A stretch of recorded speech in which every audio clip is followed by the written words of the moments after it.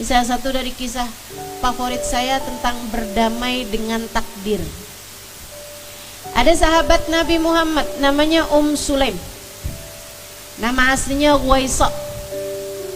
Sedikit sekalian saya muliakan, dia adalah ibundanya Anas bin Malik. Sesudah suaminya meninggal dunia, anaknya mulai besar, Anas bin Malik dia titipkan kepada Nabi Muhammad, dihadiahkan kepada Nabi Muhammad.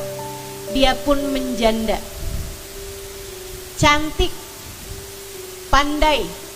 Nabi bahkan menyebutkannya sebagai min adzka nisa'il Madinah, salah satu dari perempuan Madinah paling cerdas, Sulaim. Saudaraku sekalian yang saya muliakan, tapi dia memutuskan untuk saya mendingan janda aja, saya bisa khidmah kepada Nabi Muhammad alaihissalam dengan apa yang bisa saya lakukan. Saya bisa masakin buat Nabi, saya masakin, saya bisa bersihin masjid Nabi, saya bersihkan, apa aja yang bisa saya lakukan buat khidmah kepada Nabi. Namun satu hari ada seorang lelaki Yahudi bernama Abu Tolhah melamar Sulaim.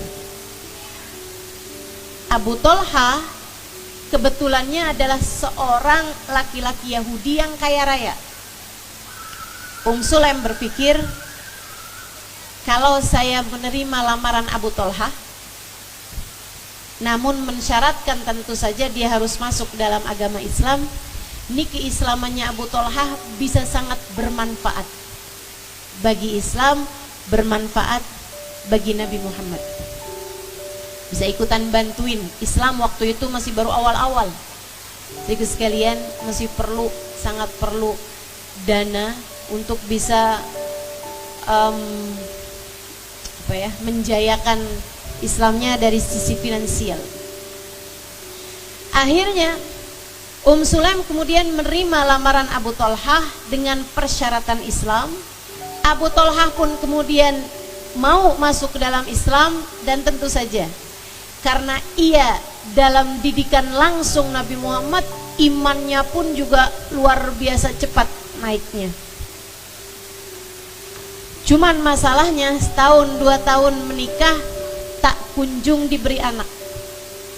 Di saat mereka sudah sangat menginginkannya, Allah kemudian beri kepada mereka kehamilan. Jadi Sulaim hamil sampai melahirkan seorang anak laki-laki yang lucu, cakep, bagus, sangat menyenangkan. Ketika anak ini lagi umur lucu-lucunya, mungkin kayak 10 bulan begitu ya, setahunan lah gitu. Sehingga sekalian saya muliakan, satu waktu Abu Tolhah yang memang adalah seorang pebisnis, dia harus pergi keluar kota untuk jualan, untuk bisnisnya dia, untuk berniaga. Dalam keadaan anaknya sakit. Abu Tolhah tuh udah kayak yang gimana ya, saya jalan gak nih Sulaim, anak kita lagi sakit kayak begini. Oh tenang, serahkan aja semuanya kepada Allah. Enggak apa-apa, Abu Tolhah pergilah. Abu Tolhah pergi, dan itu biasa makan waktu kayak semacam seminggu begitu. Teman-teman saya sekalian, besok harinya anaknya meninggal dunia. Sulaim terpukul, tentu saja. Sulaim berat hati diuji seperti itu. Tentu saja ibu mana yang siap kehilangan anak yang sangat dicintai. Apalagi bukan dalam keadaan yang sakit-sakit berat gitu, enggak juga gitu. Sakitnya enggak terlalu berat juga gitu. Memang ajal udah waktunya. Saudaraku sekalian yang saya muliakan, Sulaim meskipun berat hatinya, meskipun hancur perasaannya, akan tetapi ia adalah seorang mukminah, ia adalah seorang muslimah, ia adalah seseorang yang paham makna inna lillahi wa inna ilaihi. Anakku milik Allah, sekarang ia sudah diambil kembali kepada pemiliknya, maka tak ada bagiku kecuali mengikhlaskannya. Ia malah justru berpesan kepada keluarganya, tolong ya, jangan ada yang ngabarin perihal kematian anak saya kepada suami saya selain saya. Pada keluarga yang melayat gitu, beliau pesankan untuk tolong jangan ada yang kabarin kematian anak saya kepada suami saya selain saya sendiri. Dan alhamdulillah, memang zaman itu juga belum ada WhatsApp grup gitu kan. Jadi dia belum dapat pemberitahuan tentang anaknya yang meninggal itu tadi. Beberapa hari kemudian Abu Thalhah pun datang. Dan anak udah diurusin, dikuburin, sholatin dan lain sebagainya. Waktu suaminya pulang ke rumah, memang di jadwal yang Ummu Sulaim udah tahu suaminya akan datang malam hari, begitu kan ya? Pada hari ini gitu misalnya, malam Sabtu misalnya gitu. Jadi sekalian, Sulaim tahu itu ada jadwal kepulangan suaminya, dia pun mandi, berdandan, berwangi-wangi, bersolek. Dia pun memasak dengan masakan yang sangat disukai suaminya. Ketika suaminya pulang, mohon maaf teman-teman, dia pun segera merayu suaminya sampai mereka berhubungan intim. Suaminya sempat nanya, bagaimana kabar anak kita wahai Sulaim? Huwa ahda ma yakun.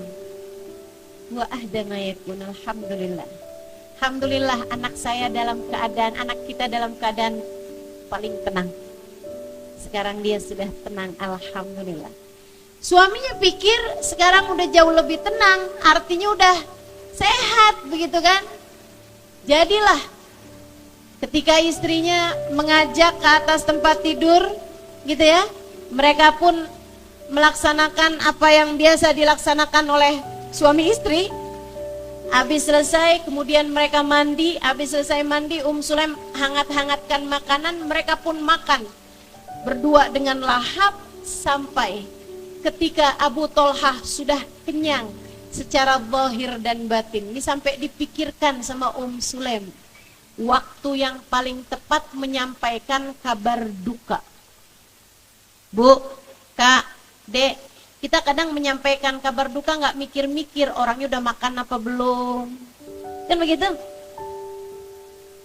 Kadang-kadang orang menyampaikan kabar duka di saat lagi nyetir. Nah itu kan bisa oleng gitu kan, setirnya gitu. Bisa malah terjadi hal-hal yang tidak menyenangkan gitu kan. Saudaraku sekalian saya muliakan, di saat semuanya sudah keadaannya nyaman, sang suami sudah kenyang secara zahir dan batinnya, Sulaim memberi kabar tentang hal ini dengan cara yang luar biasa indahnya. Dia bilang begini nih, Abu Thalhah, saya mau diskusi nih sama kamu Abu Thalhah. Kalau tetangga kita ada minjemin kita barang,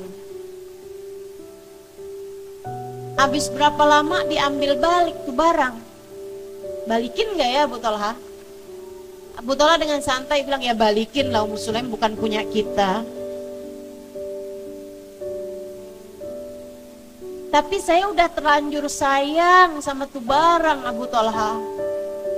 Kita udah terlanjur sayang sama itu barang. Kita seneng banget sama pinjemannya dia ini. Balikin gak Abu Thalhah? Balikin Sulaim.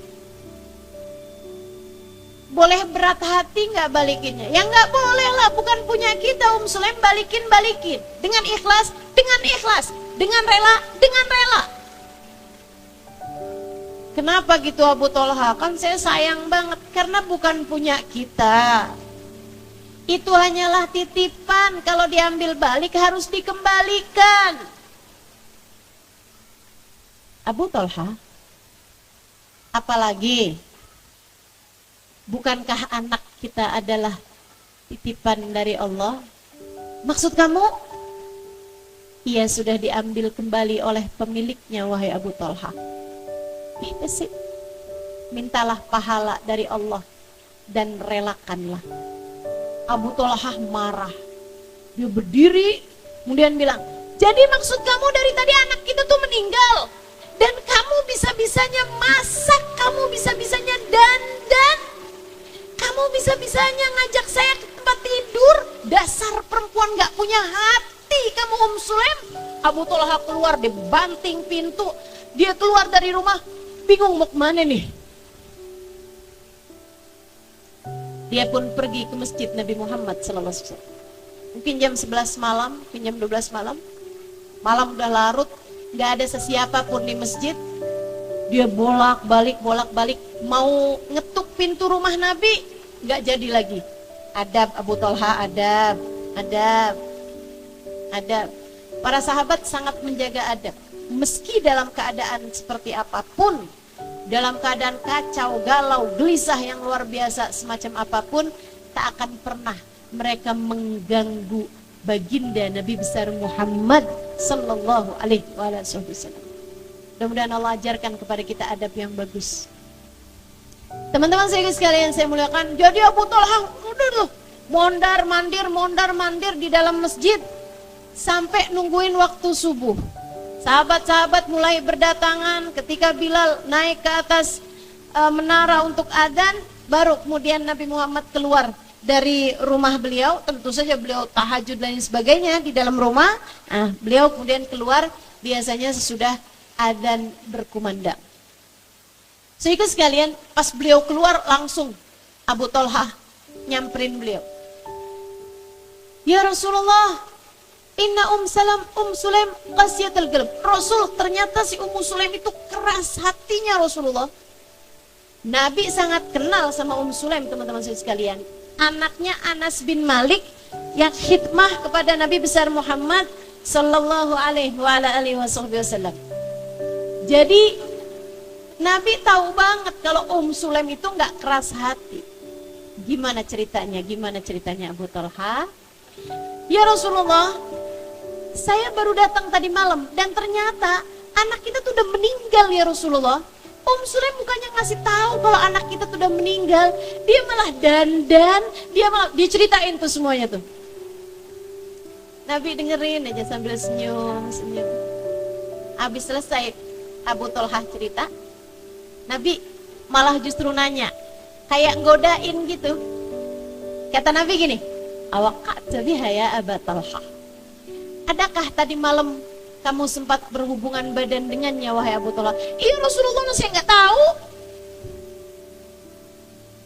Saya nggak tahu kalau anak kita meninggal. Kalau tahu kan nggak kuat hati juga gitu. Nabi kemudian berdoa 3 kali. Barakallahu lakuma fi lailatikuma. Barakallahu lakuma fi lailatikuma. Barakallahu lakuma fi lailatikuma. Semoga Allah kasih berkah pada malam kalian tadi malam itu. Semoga Allah kasih berkah pada malam tadi malam itu. Semoga Allah kasih berkah pada malam kalian tadi malam tersebut. Dari situ hamil. Dari malam itu hamil Abu Thalha. Padahal sebelumnya mau punya anak aja susah setengah mati. Ini langsung hamil, Allah kasih ganti. Berkat apa? Berkat hati penuh keimanan kepada Allah. Berkat hati yang paham bahwa semua adalah milik Allah. Ketika ada hati yang paham bahwa dia tidak pernah memiliki apapun, melainkan semua adalah titipan Allah, Allah pun memandang hati tersebut dengan pandangan penuh kasih sayang. Dan ketika Allah menyayangi seorang hamba, ketika Allah mencintai seorang hamba, wa idza sa'alani la u'tiyannah, kata Allah, ketika dia minta aku pun memberi padanya. Wa idza sta'adani la u'idzannah, ketika dia mohon perlindungan padaku, aku pun melindunginya. Allah karuniakan ganti di malam tersebut. Lahirlah anak sesudah 9 bulan, tentu saja anak perempuan. Jadi sekalian saya muliakan, satu-satunya anaknya Sulaim dengan Abu Thalha. Punya satu itu aja. Karena memang Sulaim juga usianya waktu itu juga udah senja. Jadi sekalian yang saya muliakan, akan tetapi anak ini dewasanya dia menikah, punya banyak anak, di antaranya 10 anak laki-laki, semuanya hafal Quran, semuanya jadi ulama pada zaman tabi'in, semuanya menjadi orang-orang yang mulia dunia maupun akhiratnya. Berkah doa keberkahannya Nabi besar Muhammad sallallahu alaihi wasallam. Berkat hati yang penuh keimanannya kepada Allah Subhanahu wa taala, paham bahwa semua adalah milik Allah.